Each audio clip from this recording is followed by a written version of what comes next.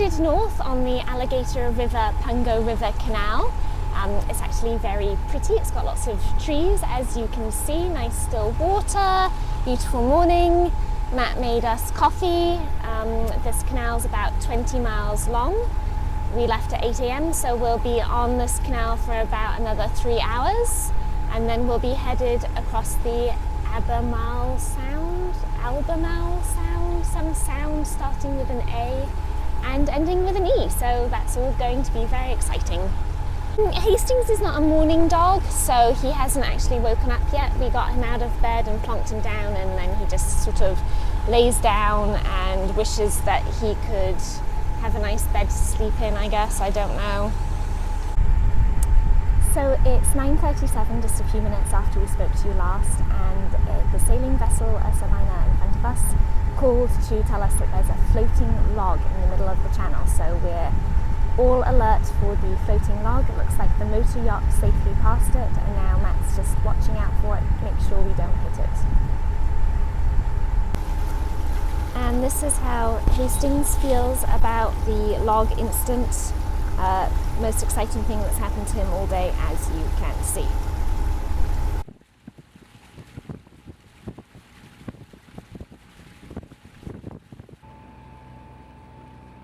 So it's 1 p.m. and we've exited the Alligator River Pungo, actually what river was it?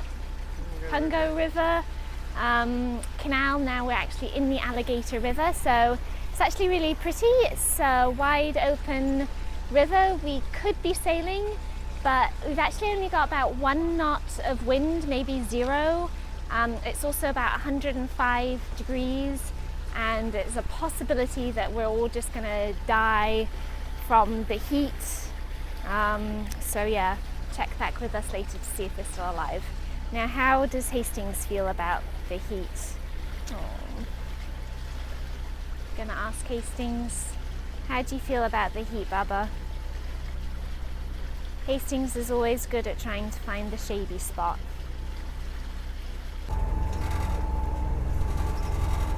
Alligator River, okay.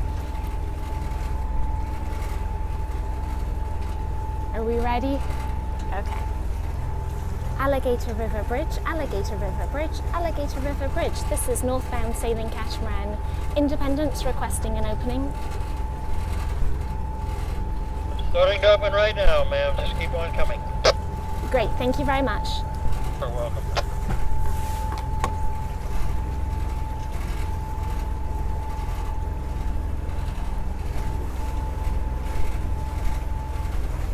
It's 3 o'clock and we just passed through the Alligator River Bridge. Now that bridge doesn't open in high winds, and it actually was like 15 knots as we passed under it, which is quite a change from our previous update where it was 0 winds, but it's nice because it's gotten a little bit stormy and it's really cooled off, and the breeze is wonderful. Hopefully the breeze will come up because we're going to be anchoring soon, and we love the breeze to keep those bugs at bay. So we're coming into our anchorage shortly and we'll be here for tonight.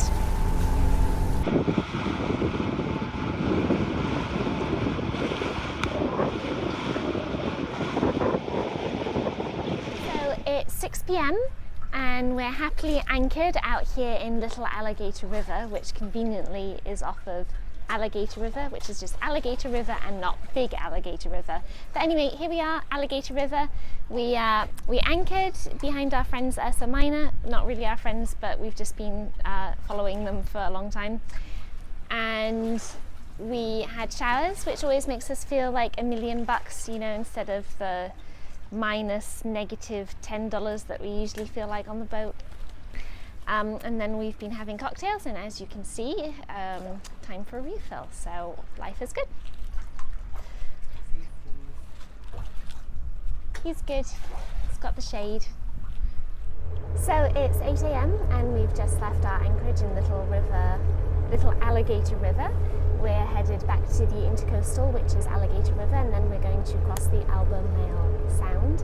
As you can see, it's beautifully quiet and still, so that's going to make it hot and mean that we can't sail, but we'd rather motor across the calm sound than try and sail across 6-foot waves. Apparently the sound can get really choppy and people can wait out weather for days, so we're lucky to have a good day to cross, and then we'll be going up into the Dismal Swamp tomorrow, so very exciting. So we're here crossing the Albemarle Sound, and I decided to take a different route other than the Intercoastal Waterway and just do the closest route, which means that we're not on the Intercoastal Waterway, which means that there's, I don't know, 100 billion crab pots that we're trying to avoid, which is good because it keeps it really interesting.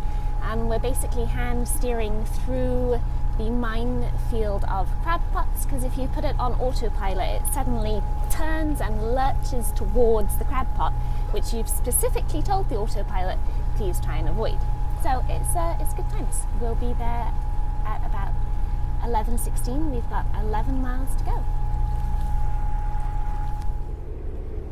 Okay, Matt's going to try and helm us through this tiny little bridge. Looks like it's not open. It actually is open, but it seems very narrow. So stand by as we see how exciting our lives are going to be. Alright, let's see how excited is Hastings about the bridge. Pretty excited. Let's see.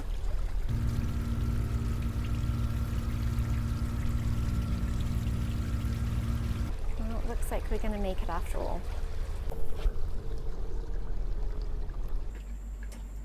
So we're in the middle of the swamp here in North Carolina, and Matt has whipped up a delicious meal, chicken a la Sichuan.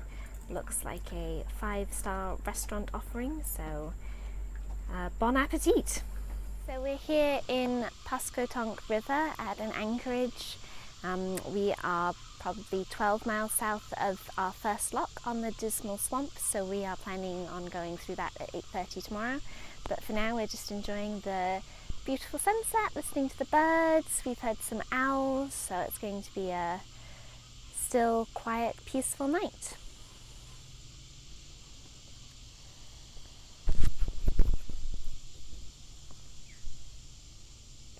So it is 6:15 a.m. We've just raised the anchor and we're heading north on the Pascotonk River.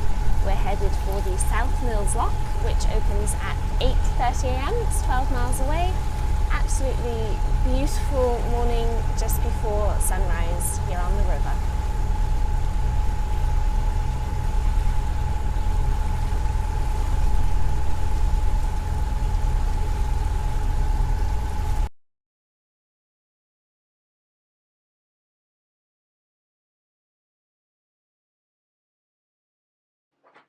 So we're in the first lock, and this lock starts down and we're being raised up by 8 feet. We've got a twig attached to our bow there. Swamp Commander was in the swamp. Hastings is helping me look for logs until he's distracted by a butterfly. And this is the next lock, and we are going down 10 feet. Hi, so it's 6 p.m. and we are at mile marker 0 in Norfolk and Portsmouth, Virginia. It's been a very exciting day. It started at 5:45 a.m. We went through 2 locks, visited the Dismal Swamp Visitor Center. We saw probably hundreds of logs floating by, and we shouted it at each other at dozens of logs, and we even hit a few, but no damage done. Then we waited and danced around a bridge that only opens a couple of times a day, and we had a lot of commercial traffic, and then there's Navy warship traffic.